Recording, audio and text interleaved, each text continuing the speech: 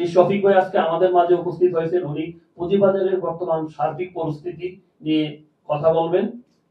পাশাপাশি এ থেকে সরকারের কি ধরনের মানে পুঁজিবাজারকে উন্নয়ন করার জন্য সরকারের নানা পদক্ষেপের বিষয়ে আমাদের মাঝে তুলে ধরবেন। আমি আর বেশি কিছু বলতে চাচ্ছি না। আমি এখন শফিক ভাইকে কিছু বলার জন্য অনুরোধ করছি। ধন্যবাদ।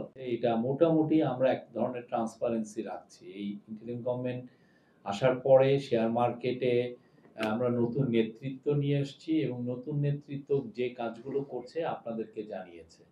এবং নতুন নেতৃত্ব খন্দকার রাশেদ মাকসুদ খানের নেতৃত্বে যে নেতৃত্ব তারা যেই রিফর্মগুলো নিয়েছে সেগুলো নিয়ে আপনাদেরকে একটা ব্রডার আউটলাইনও দিয়েছে। সেই অনুযায়ী ওনারা এই মাসের প্রথম দিকেই আমাদের চিফ অ্যাডভাইজারের সাথে দেখা করেছিলেন এবং এটা নিয়ে একটা বিস্তারিত আলাপ হয়। এই বিস্তারিত আলাপেরও আমরা যে 5টা ব্রড যেটা ডিসিশন হয়েছিল সে বিষয়ে আপনারা সবাই জানেন, আমরা মিডিয়াকে জানিয়েছি। আমি নতুন করে হাইলাইট করতে চাই না।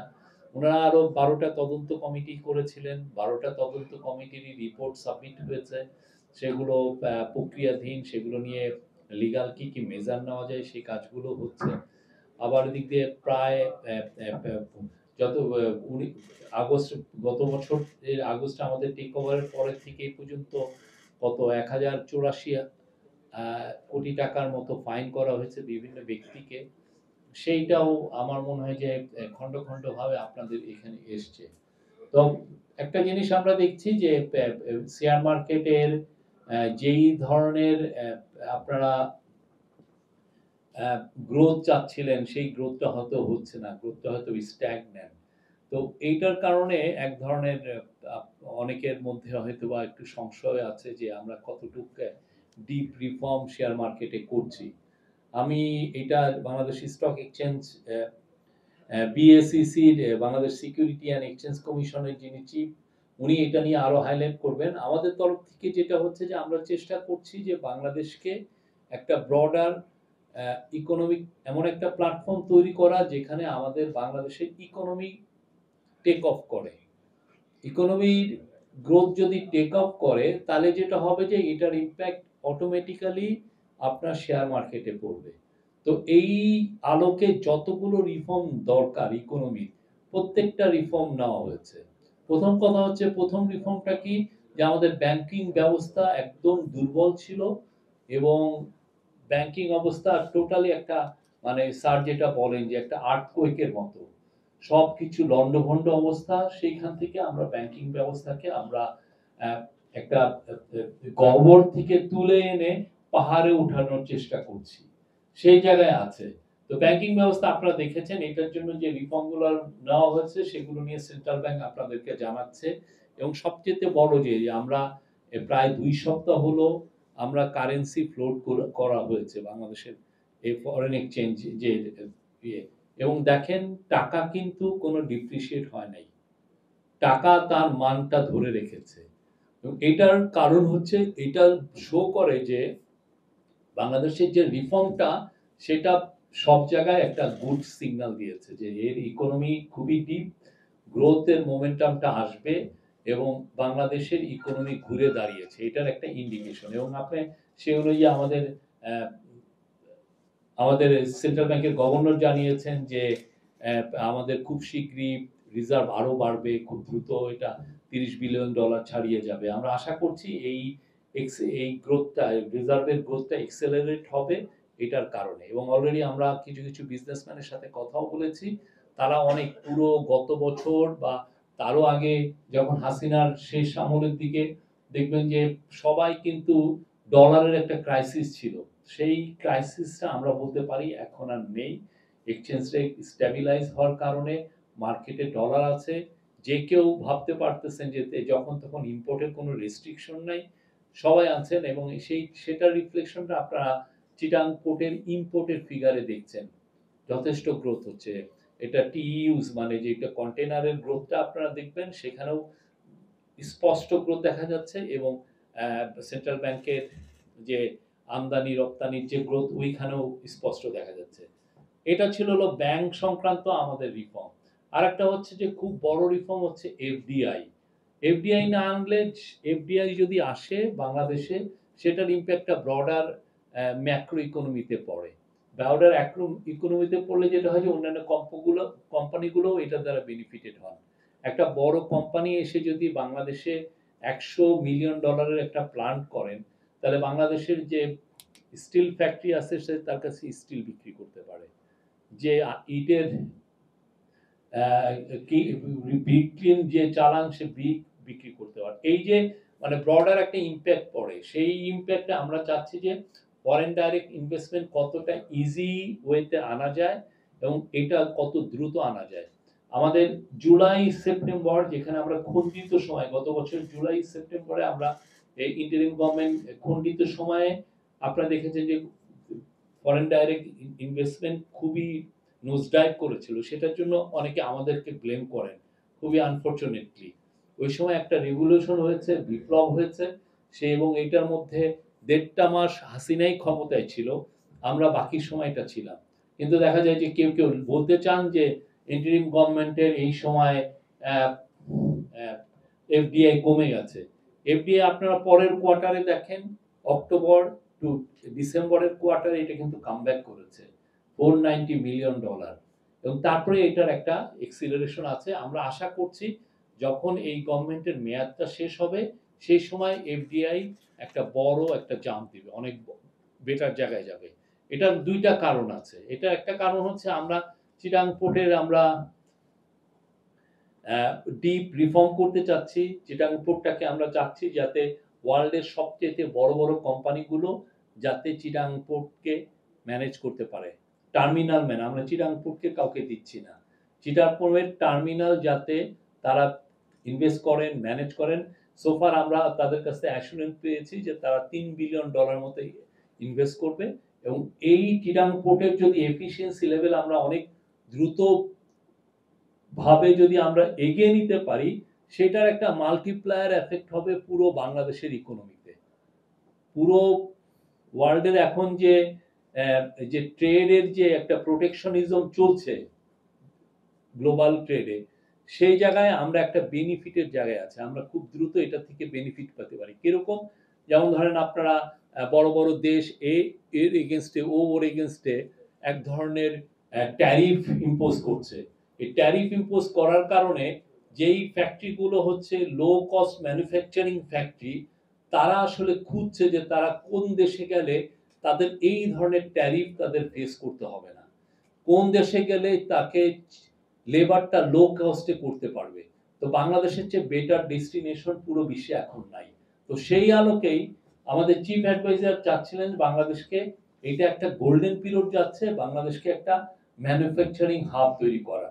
কিন্তু ম্যানুফ্যাকচারিং হাব তৈরি করার মূল শর্ত হচ্ছে যে আপনি আপনার পোর্টকে এফিশিয়েন্ট করতে হবে, পোর্টের এফিসিয়েন্সি অন্য মাত্রায় নিতে হবে। তো এই অন্য মাত্রায় নেওয়ার টেকনোলজি আমাদের নাই, আমাদের সেই নো হাউটা নাই, এবং ওই ম্যানেজমেন্ট স্কিলটাও আমাদের তৈরি হয়নি। তো এটার জন্য আমরা বিদেশের সবচেয়ে বড় বড় কোম্পানির সাথে কথা বলছি, দুবাই পোর্ট ডিপি ওয়ার্ল্ডের সাথে কথা বলছি, এপি মুলার মার্কসের সাথে কথা বলছি, এবং সিঙ্গাপুরের পোর্ট অফ সিঙ্গাপুর অথরিটির সাথে কথা বলছি। এর ফলে যেটা হবে, আমরা ওরা যদি ম্যানেজ করেন তাহলে আমাদের পোর্ট এফিসিয়েন্সি বাড়বে। আর পোর্ট এফিসিয়েন্সির দিকে তাকিয়ে থাকে ওয়ার্ল্ডের বড় বড় কোম্পানিগুলো যারা ম্যানুফ্যাকচারিং এ ইনভেস্ট করেন, তারা তখন চিন্তা করবে যে okay this is high time to invest in Bangladesh. আমাদের দেখেন আমরা শেখ হাসিনার সময় 100টা ইকোনমিক জোন করা হয়েছিল, কিন্তু সবগুলো পড়ে রয়েছে, মানে মহিষের বাথান হয়ে গেছে, কেউ আসছে না। তো আমি জায়গা অ্যাকোয়ার করে রেখে দিয়েছি, এত কস্ট দিয়ে এত টাকা দিয়ে আমরা জায়গা অ্যাকোয়ার করে রেখে দিয়েছি, কিন্তু দেখা যাচ্ছে ইনভেস্টররা আসতেছে না। এই ইনভেস্টররা না আসার মূল কারণ হচ্ছে আমার পোর্ট এফিসিয়েন্সি নাই। আমার এখান থেকে সে দ্রুত একটা জিনিস বানিয়ে বিদেশে নেওয়ার মতো তার সে মনে করে আমরা এখনো সেই লজিস্টিক্যাল চ্যালেঞ্জটা মিট করার মতো পর্যায়ে যাইনি। এটা আমাদের দেখতে হবে। আর এইটা যদি আমরা করতে পারি, মানে এফডিআই আমরা যদি ঠিক করতে পারি, প্রচুর আনতে পারি, আর ওভারঅল যদি আমাদের ম্যাক্রো ইকোনমি যদি আমাদের ঠিক থাকে, তাহলে আমরা মনে করছি যে বাংলাদেশে এটার ইম্প্যাক্টটা যে ক্যাপিটাল মার্কেটে পড়বে। ক্যাপিটাল মার্কেট গ্রো করতে বাধ্য। আর ক্যাপিটাল মার্কেটে আরেকটা বিষয় হচ্ছে যে ইনফ্লেশনকে কমানো। এটা আমাদের একটা বিশাল চ্যালেঞ্জ ছিল। এটা ১ম থেকেই আমরা খুবই ১ম এ যেটা হয়েছে যে আমরা ইন্টারেস্ট রেটকে হাইক করে করতে এখন বোধহয় 10% এর বেশি। ওইটা করার পরে আমরা দেখছি যে ইনফ্লেশন কমা শুরু হয়েছে এবং আমাদের আশা, যেটা আমাদের সেন্ট্রাল ব্যাংকের গভর্নর বলেছেন, এই বছরের শেষে যেয়ে এটা 5% এর নিচে আনবে। এটা আনা মানে কি? এটার মানে হচ্ছে যে আপনার যে ওয়েজ যেটা, আপনি যে বেতনটা প্রতি বছর বাড়ে, আপনার বেতনের গ্রোথটা ইনফ্লেশনের চেয়ে বেশি হবে। আপনি মনে করবেন যে না, আপনার সেভিংসটা কিছু হলেও আপনার সেভিংস থাকবে। এটার একটা পুরো বাংলাদেশে এটার একটা ইমপ্যাক্ট পড়বে। আমরা আশা করছি এটা বাংলাদেশের জনজীবনে দ্রব্যমূল্যের যে স্থিতি নিয়ে আসবে এবং জনজীবনে আরো এটা একটা খুব বড় রকমের ইমপ্যাক্ট হবে। মানুষের জীবনযাত্রার ব্যয় কমবে।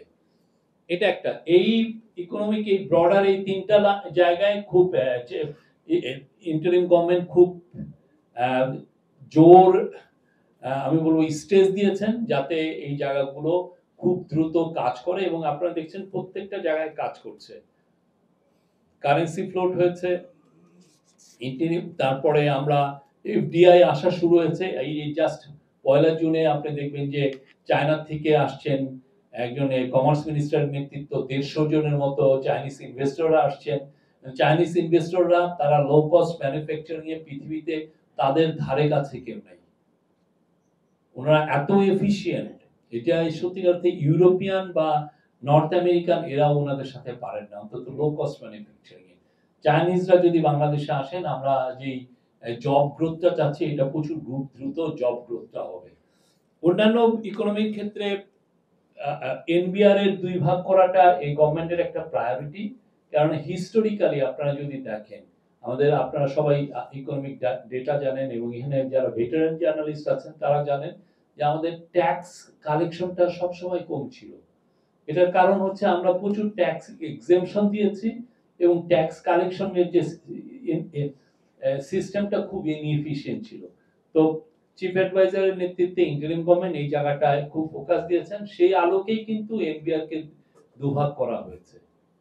এটার ফলে যেটা হচ্ছে যে আমরা মনে করি যে ট্যাক্স কালেকশন বাড়বে। আর ট্যাক্স কালেকশন বাড়লে হয় কি, আপনি আপনার মতো করে স্পেন্ড করতে পারেন। আপনি আপনার এই যে আপনার বাড়ছে, আপনার ফরেন ডেট সার্ভিসিংটা আপনার বাড়ছে, সেটাকে তো আপনার ম্যানেজ করতে হবে। আপনার বাজেটের একটা বড় অংশ চলে যায় ফরেন ডেট সার্ভিসিং এর জন্য। আপনার ট্যাক্স কালেকশন বাড়লে ওইটা কমে আসে। আর আপনি যেটা হয় যে আমাদের দেশে সত্যিকার অর্থে এই বড় ফ্যামিলি এখন নাই। বড় ফ্যামিলি খুবই কম। সবাই ফ্যামিলি প্ল্যানিং জেনারেশন।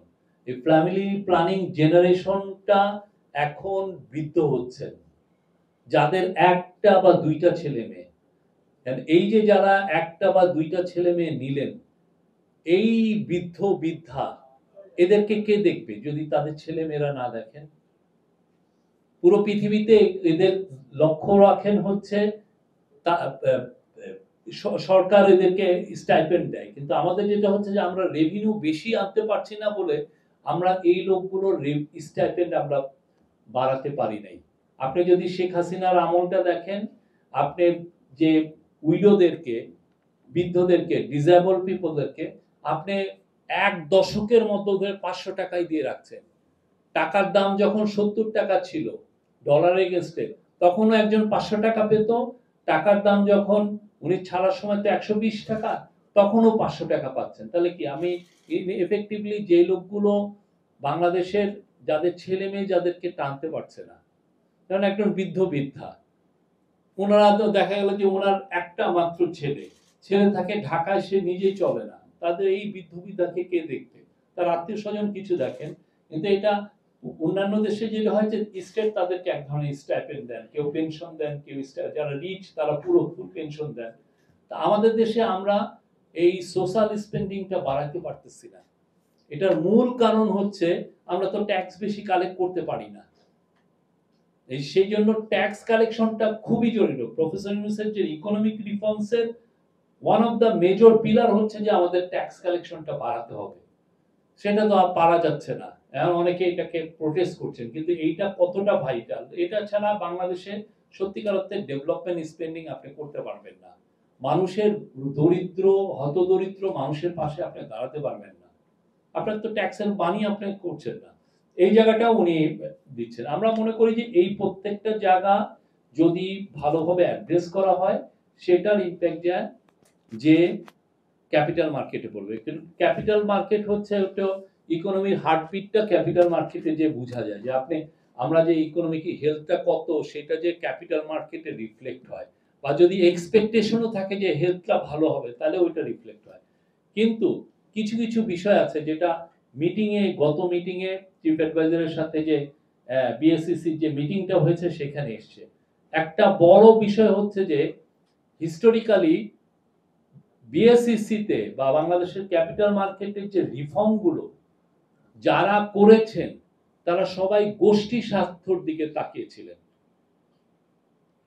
এই গোষ্ঠীটা একটা পারপাস সার্ভ করছে, তার যে রাইভাল সে আরেকটা পারপাস সার্ভ করছে। ফলে দেখা যাচ্ছে যে যারা বড় বড় এখানে প্লেয়ার তারা সবসময় বেনিফিটেড হয়েছে। জেনারেল যারা খুব ছোট ট্রেডার, যারা সেভার্স বলা যায়, শেয়ার মার্কেটে শেয়ার কিনে সেভিং করছেন, তারা সব সময় বেশিরভাগ সময় বেনিফিটেড হন নাই বা চিটেড হয়েছেন, ম্যানিপুলেশনের শিকার হয়েছেন।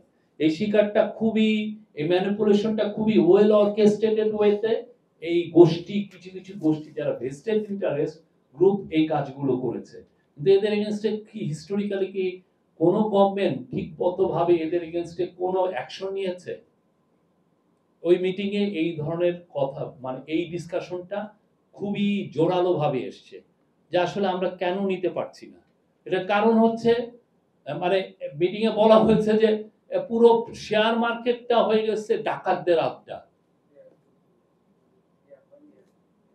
এই ডাকাত গেলে আরেক ডাকাত আসতেছে, ঠিক আছে, আপনি যাকে নিয়ে আসতেছেন সে আরেকটা ডাকাত। তো এই জায়গায় যে রিফর্মের জায়গা, প্রফেসর ইউনূস বলছেন এখানে খুব স্ট্রং এবং খুব গভীর রিফর্ম করতে হবে। এই রিফর্মটা যে করবে তারা হচ্ছে এই গোষ্ঠী স্বার্থের অনেক দূরের লোক, তারা এসে করবে, তারা নির্মোহভাবে রিফর্ম করবে। পুরো বিশ্বেই শেয়ার মার্কেটের খুব গভীর রিফর্ম হয়, ভালো জায়গায় যায়, কিন্তু বাংলাদেশে দেখা যাচ্ছে যে যারা রিফর্ম করতে চান তারা আসলে আরেকটা ধান্দাবাজ গ্রুপ। তো এই জন্য প্রফেসর ইউনূস এই গত মিটিংটা সবচেয়ে যেটা এমফাসিস দিয়েছেন যে সেট অফ ফরেন এক্সপার্ট যারা শেয়ার মার্কেট কিভাবে গ্লোবালি রিফর্ম করা যায়, গ্লোবাল স্ট্যান্ডার্ডে আনা যায়, সেটাই যেন খুব দ্রুত তাদেরকে নিয়ে আসা হয়। এটার জন্য একটা 3 মাসের টাইমলাইন দেওয়া হয়েছে যে 3 মাসের মধ্যেও তারা এসে শেয়ার মার্কেটের কি কি করণীয় সেটা তারা বলবেন এবং সেই অনুযায়ী খুব দ্রুত অ্যাকশন নেওয়া হবে। এটার ফলে আমরা আশা করছি ওইটা যখন হবে বাংলাদেশে অন্তত শেয়ার মার্কেটটা কোনো গোষ্ঠীর কাছে হোস্টেজ হয়ে থাকবে না। কোনো গোষ্ঠী যেন মনে না করেন যে এখান থেকে আমি আমার মতো করে টাকা বানাবো। বছর পর বছর হয়েছে, আমরা দেখেছি আমাদের আশেপাশে যারাই একটু শেয়ার মার্কেটে ইনফ্লুয়েন্সিয়াল পিপলের আশেপাশে ছিলেন তারা সবাই কোটিপতি হয়ে গেছেন। সেই জায়গাটা যাতে না হয়, অর্ডিনারি শেয়ার হোল্ডারের জন্য ইন্টারেস্টটা প্রোটেক্ট হয়, এই জায়গাটা প্রফেসর ইউনূস বারবার এটা এমফাসিস দিয়েছেন। এবং আমি এই জন্য বললাম যে দুইটা জায়গায় আমরা যদি ওভারঅল ম্যাক্রো ইকোনমিক কন্ডিশন খুব ভালো হয় আর এইখানে যদি ডিপ রিফর্ম হয় শেয়ার মার্কেটে, আশা করা যায় বাংলাদেশের শেয়ার মার্কেট একটা নতুন উচ্চতায় উঠবে খুব দ্রুত।